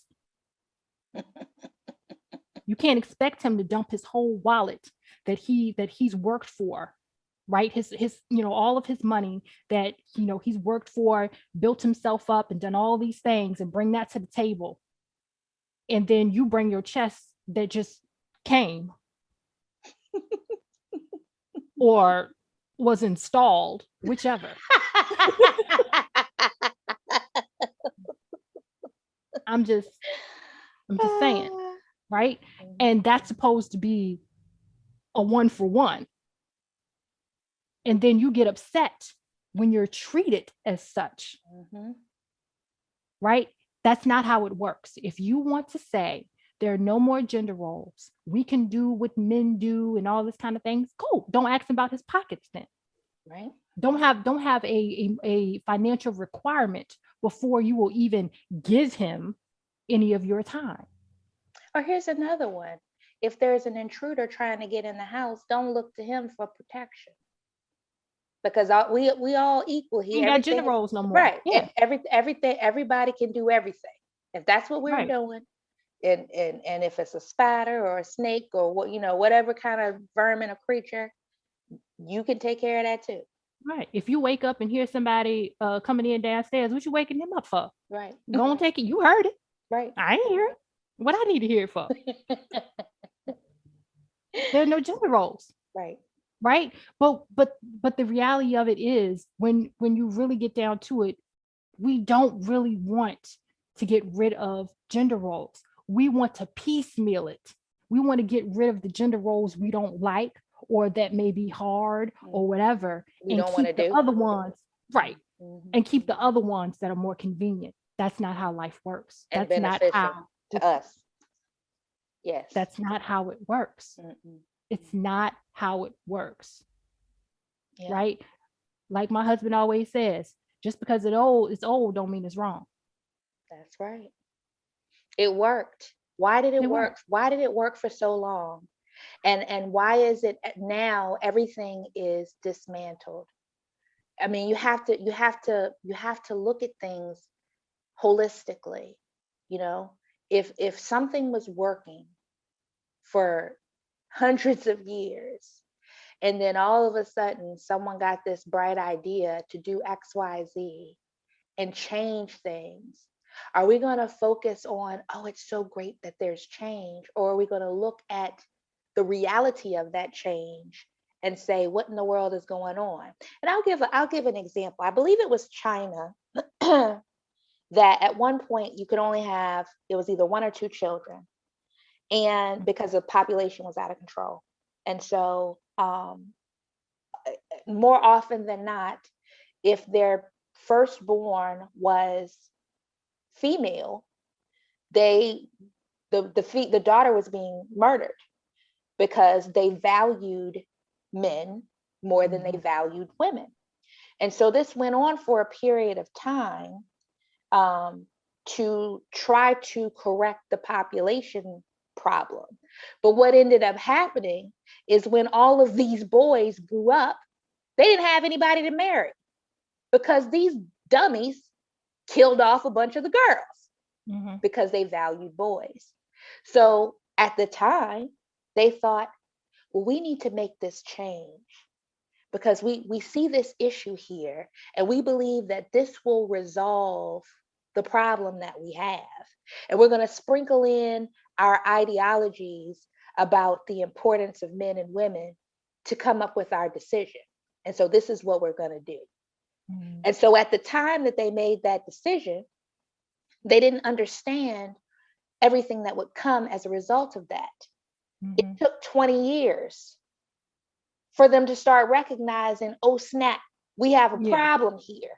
You see what I'm saying? In the same way, in the Black community, when Black mothers were offered welfare checks and they were in a situation where they couldn't feed their children, or they were scrambling with their partner to feed their children, they made a decision. That decision was the wrong decision. But they made a decision that the check from the government was more valuable than our Black men. And we have passed along that belief as a legacy to all of the Black women that have come after that. And so it makes it easier for the millennial to diminish the value of a Black man and equate it to his salary or equate it to the things that he owns because of choices that were made 40, 50 years ago. Right.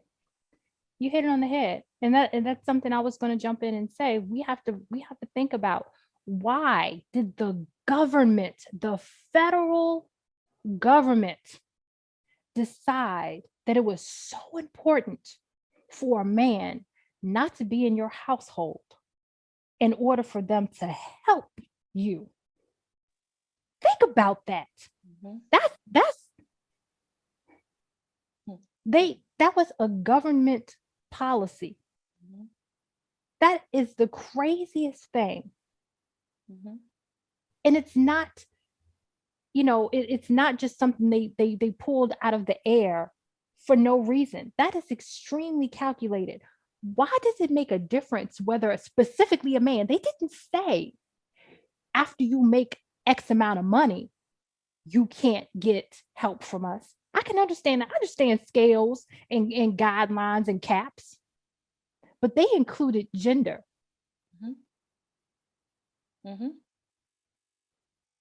We got to think about that thing. Yeah.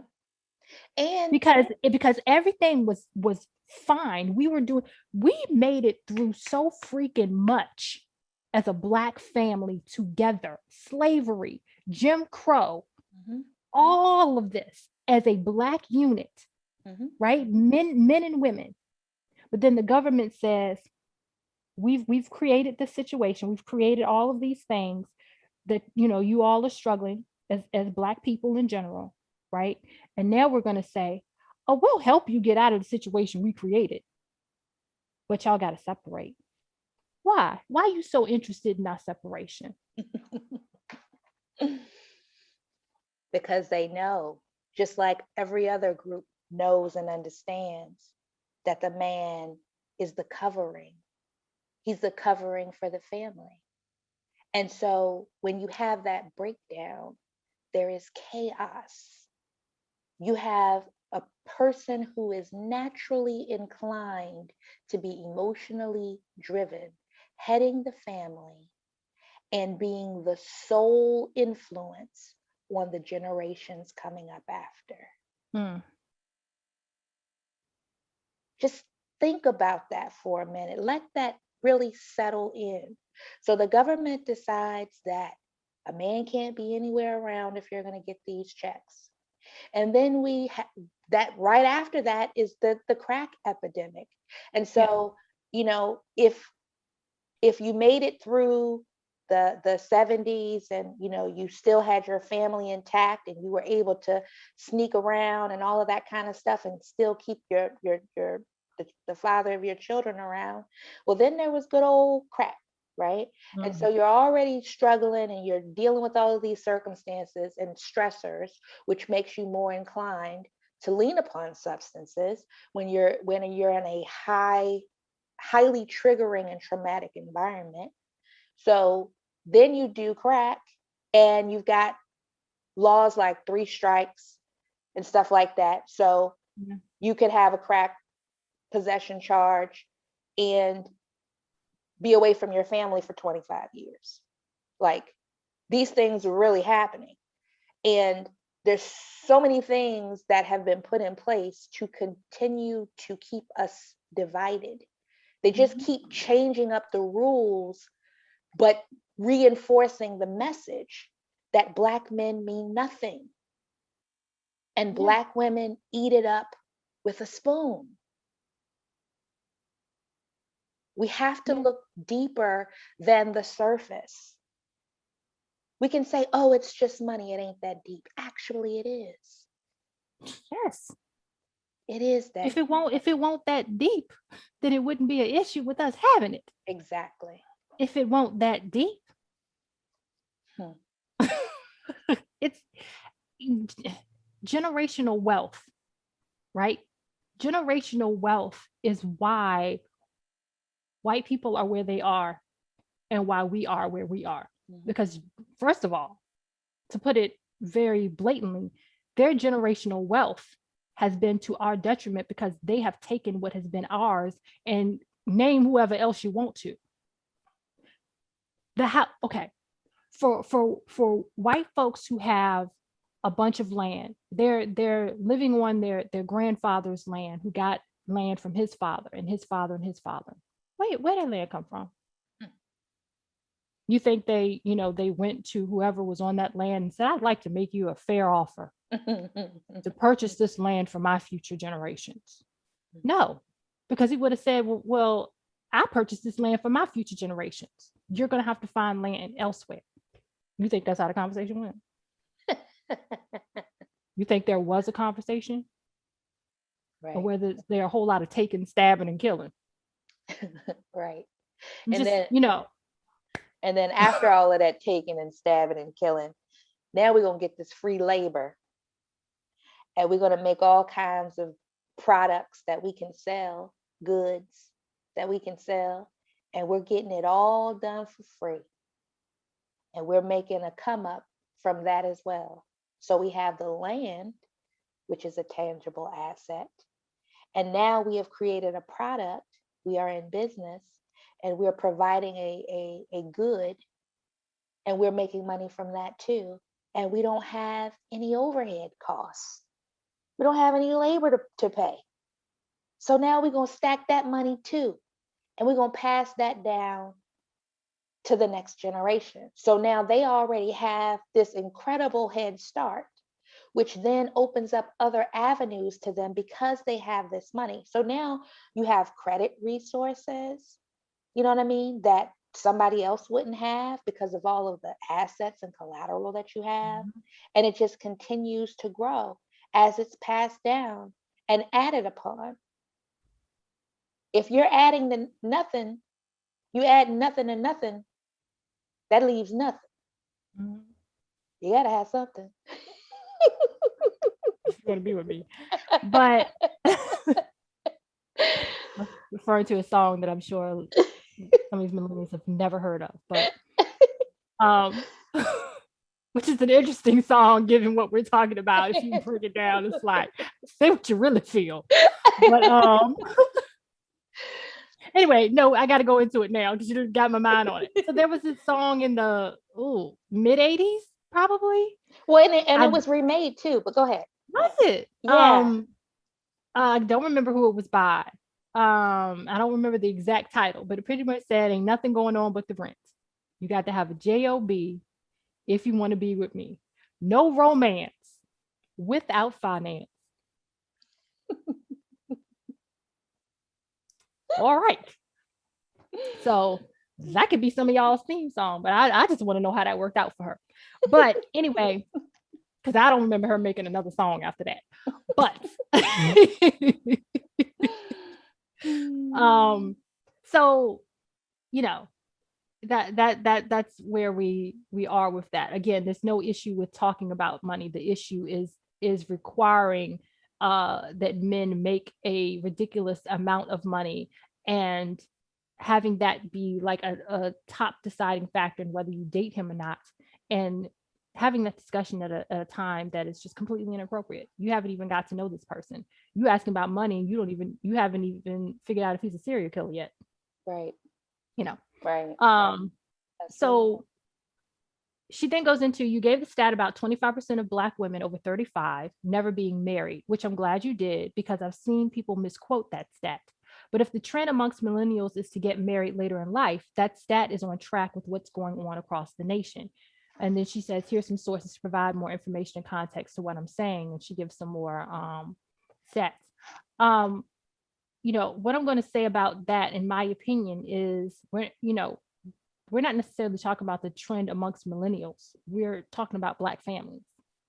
And even though it may be in line, we have to talk about our issues and why we aren't getting married.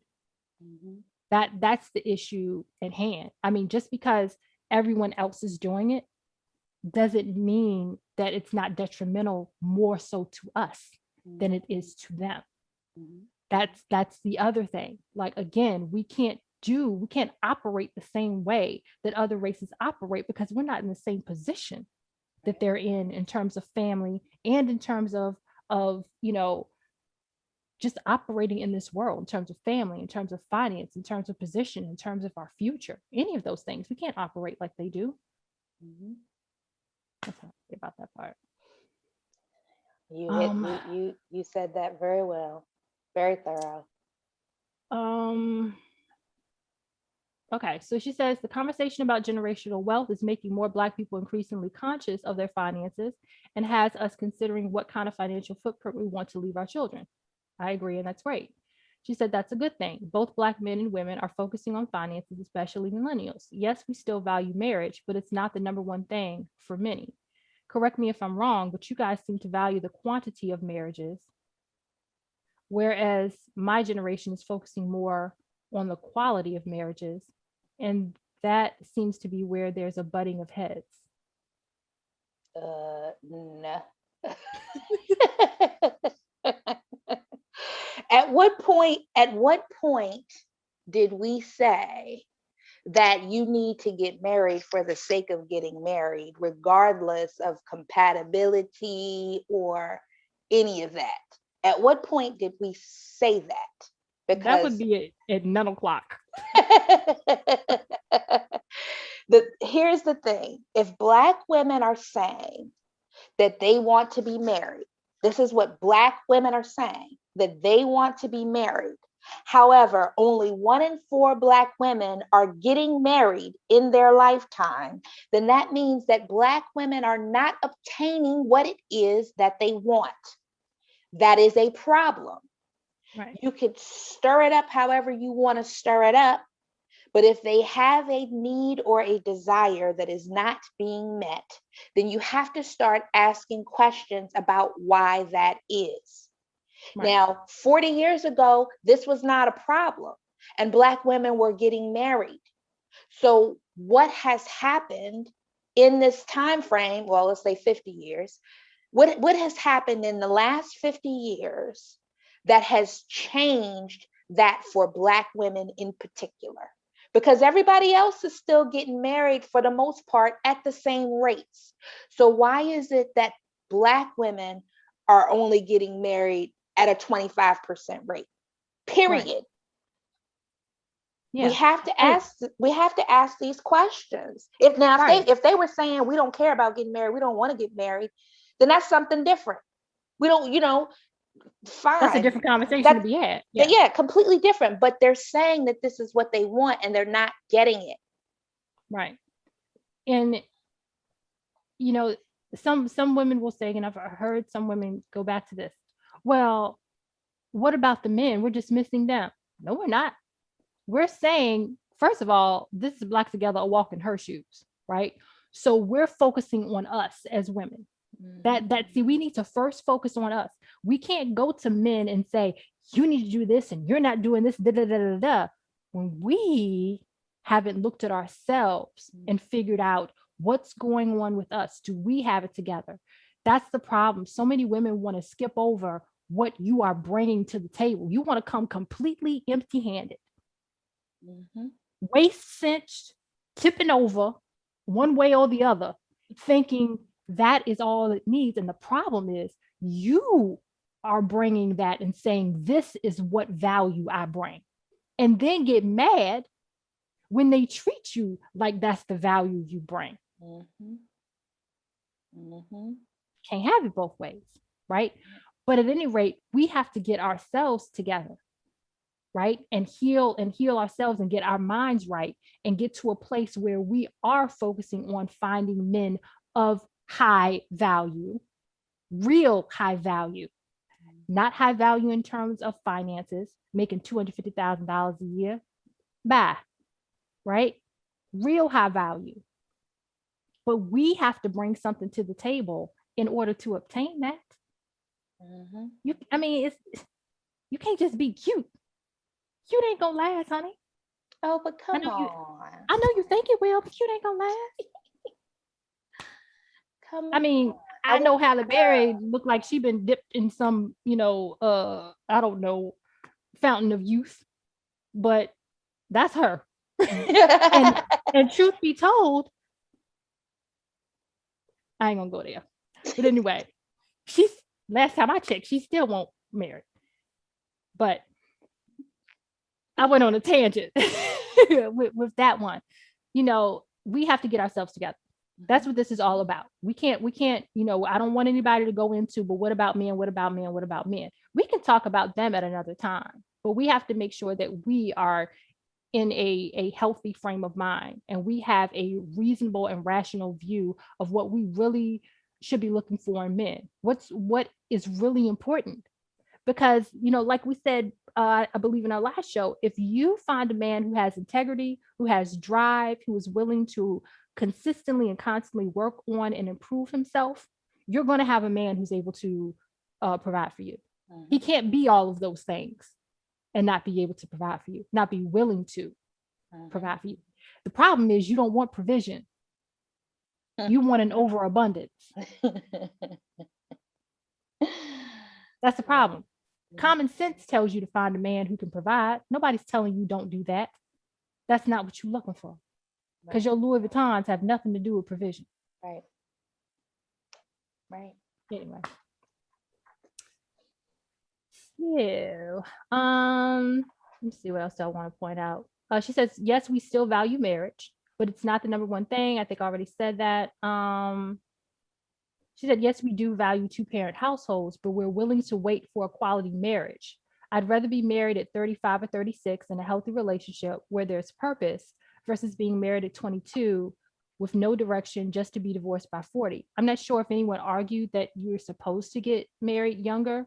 I think she may be focused on the fact that we gave those statistics about, some number of years ago, women would get married younger. We were just pointing that out. We're not saying that, oh my God, we should all be getting married younger. I don't think that's necessarily right for everyone at all. So maybe that was a miscommunication of what we were saying. We weren't saying that that's necessarily true. What we were pointing out is that Black women are getting married later and later and later in life. Or not at all. To the point where we're not getting married at all. And we're trying to figure out why that is. And if you're saying that that's because, women just want to be more careful about it, that's great. I don't know if that's true though. She said, where in the Black community are we teaching Black boys to be husbands? I agree, but you're moving the goalpost. That's not an issue on the table. That's another conversation to be had. And actually, we already talked about that in another show. Mm-hmm. Okay. That was the episode where we talked about making your sons like fill your husband role. Yes. I can't remember exactly the title of that, but we discussed that. So I agree with you in terms of that. That is a discussion to be had about teaching Black boys to be husbands, and we need to teach Black girls to be wives. It goes both ways. Yep. You guys stated that men hold the power to getting married. Well, if most Black men aren't ready to get married until later in life, you can't be surprised that Black women are also getting married later in life. Well, who's to say that men are wanting to get married later in life? Perhaps some men are having a difficult time finding the caliber of woman that they want in order to get married. See, and that's the thing. It's like when we start creating these narratives or listening to these narratives that support what it is that we want to do. Now if you just say, you know what, I'm going to wait to get married and I'm willing to take the risk that I may never have a husband at all. If you say that and stand on that, cool. But what you don't get to do is speak for men and their decision making and their choices. You can speak for yourself. You can even talk about women generally from what you've experienced as a woman. But you can't say that men are doing XYZ because of this, because what men are actually saying is that they're having a difficult time finding a woman that is cooperative, that brings them peace, that isn't materialistic, that is grounded in real things. These are things that men are saying about the women that they're seeking that they're not finding. Yeah, that's true. That's true. And kind of on a tangent, if you feel like you are young and you're in a position where you want to get married and you want a man to have already met a certain amount of success and have already met a certain criteria for income, you're going to have to find your older man. Mm-hmm. You're not gonna, if you find you a 22-year-old, and the average 22-year-old or 25-year-old, even 30-year-old, right, who has already made a phenomenal amount of money, who's already in a certain place, is it legal? Don't do that. I'm just saying the average. You get what I'm saying? Because if you have this whole pool of women who are seeking these kinds of men, the pool that they're searching is very slim for men in general, let alone Black men. So it goes back to the city girls. I don't know the men that they were dating, but when that one sister said that brother showed up with like a briefcase full of cash. Yeah. But what company he worked for, ma'am? Yeah. I don't know. I could be wrong. Maybe he's in the music industry or something like that. Could very well be the case. What I'm saying is these are, you're talking about small percentages of people. You're talking about exceptions to the rule. Right. Everybody ain't gonna get an exception to the rule. And the problem is a lot of women are thinking like they're going to get the exception to the rule. Yeah. All of you are not going to get these quote high value men making six figures. Right. And that's the messaging that is being pushed to millennials. And I think that is going to prove, and it already has proven to be detrimental. It has proven to be detrimental because that lie was told to our generation too. Our generation was one of the first generations to start getting this new messaging and start phasing out the necessity of men, and or that they have to pay their way into our presence. And so these young girls who don't have other avenues of information are taking all of this in and sitting around waiting for a particular income or for a particular action from a man that's going to just give them this abundance, and they're going to be left alone. They're going to end up without companionship because they're waiting on this thing that is so, like you said, where the pool is so small. This is what you're waiting for, and you're waiting for it to fall into your lap. Mm-hmm. It's you're playing a dangerous game if you're wanting to be married. Now, if you're cool with living a life alone, if you're cool with that as a possibility, keep doing what you're doing. But if you truly desire marriage, if you truly desire a lifelong partnership, I'd strongly recommend that you take a look at what it is that you're doing and find out if what you're doing makes it more likely or less likely for you to have the outcome that you desire.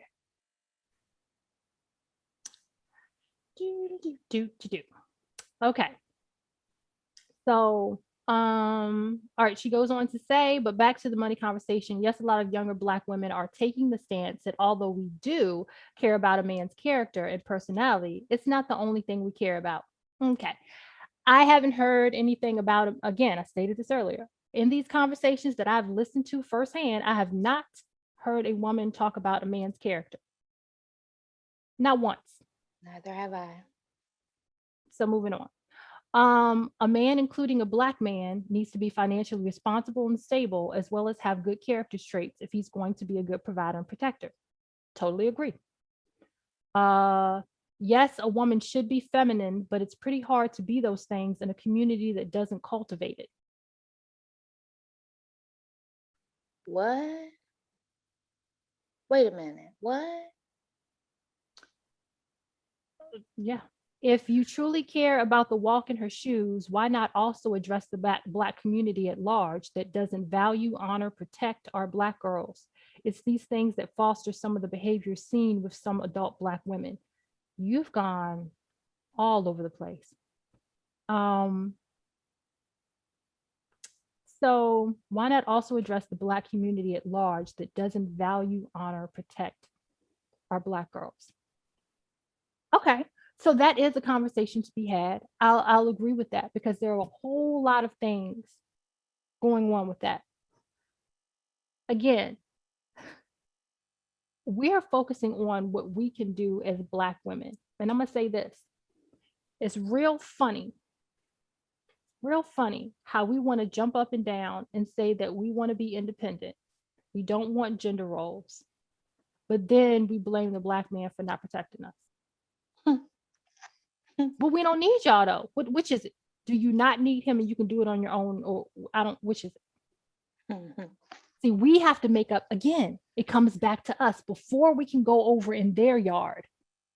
We have to get ours together. Do we want Black men to fill traditional roles or do we not? Mm-hmm. And if we say we do, then we have to operate in a way, that is in compliance with that. Mm-hmm. That's what it comes down to.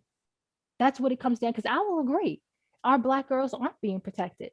Is that completely on Black? Are you saying that Black men just up one day left and said, yeah, I ain't coming back no more. I don't care whether you need me or not. That's not the way this whole thing has gone down. We know it's a whole lot more complicated than that. Mm-hmm.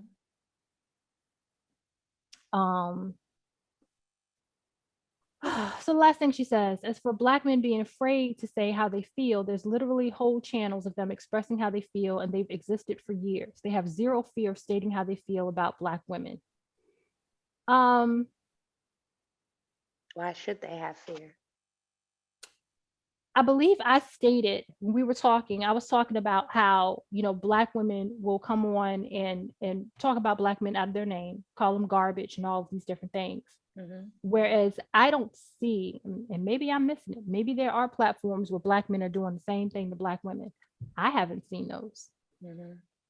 I don't see an abundance of men going on, calling women out of their name and, you know, saying all of these things that would be the equivalent of how Black women are talking about Black men. I do believe some Black men are afraid of doing so because it's like, I'm already having a hard time getting with y'all. The last thing I need is to do this and make it even harder for myself. And I'm just gonna catch all kinds of smoke. I mean, you know, let's be real, let's be fair. Some of these platforms, when Black men or men really in general say something that is not in agreement with what women are saying, they catch it. I've seen it happen. They catch it and they get canceled, and they haven't even said anything that is derogatory. Right. Yep. So that's where I'm coming from with that. We feel like we have more license to go above and beyond and say things about men and call them garbage and all of these things, and we think it's okay. We think it's absolutely okay. But then if we do hear a man say something that we consider derogatory about women, oh my God, what a misogynist. I can't. So what's good for the goose is good for the gander. So I wanted to go through, and she did respond quite a lot, which is totally fine. I feel like that just means that she was really interacting, with us, and great. And I wanted to go through the whole thing because I didn't want it to be like you picking and choosing, from the comment. I wanted to go through and thoroughly and comment and respond. So, it's quite a few things that we disagree on, but there are some things we do agree on. And I see some spaces and some room for us to consider and cultivate a conversation. And I don't want to just be specific to her, but just in general, we have to find a place where it says, okay, we agree here. Let's start there and continue the conversation. I don't want this to be a battle between generations. I don't want this to be a battle amongst us as Black women. It's not about who's right and who's wrong. It's about us listening to each other's points of view, being open enough to say, you know what, you're right on this. Let's continue the conversation. Being open enough to say, you know what, maybe that can give me information that makes me see this differently. I didn't know that. And that's the point of all of this. And to come out on the other side having more information and possibly having a different point of view, or saying, you know what, I just see it differently. Yep. So yeah, anything you wanted to add to that? Just echoing what you said. I appreciate the young lady commenting. I encourage others to comment as well. We may agree, we may not agree, but either way it goes, it's okay. There's a great big world out there, and everybody has their own thoughts and feelings, and you should be able to share those thoughts and feelings respectfully and have a meaningful conversation. So I'm sure that there are people that are listening today that have learned something either from her comment or from our comments or whatever. And I think that that's a beautiful thing. Anything that can inspire thought is good, because we need our people to be actively thinking. We need our people to be conscientious of what they're doing and what's actually happening.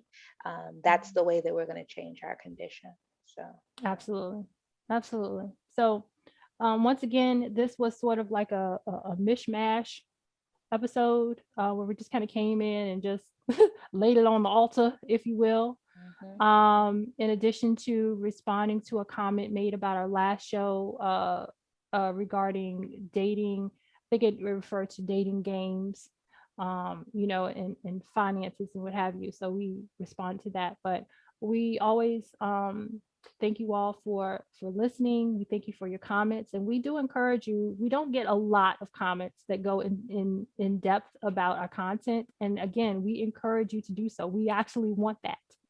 If you notice, we did not include this young lady's name. We're not trying to call anybody out. We're not trying to be confrontational or embarrass anybody. I didn't want to include her name because I don't know if she wanted her name to be included, right? And it's not about that. So we do encourage you to comment. We want you to like, comment, subscribe, and share. But most of all, continue the conversation within your community, within your circle. So that being said, again, thank you. We want to thank NERDSoul for allowing us to be on his platform. As always, you can check out all of his content on YouTube on ThatNERDSoul, and check out his merchandise on shop.thatnerdsoul.com. Thank you for listening, and bye, y'all. Peace, love, and light, everybody.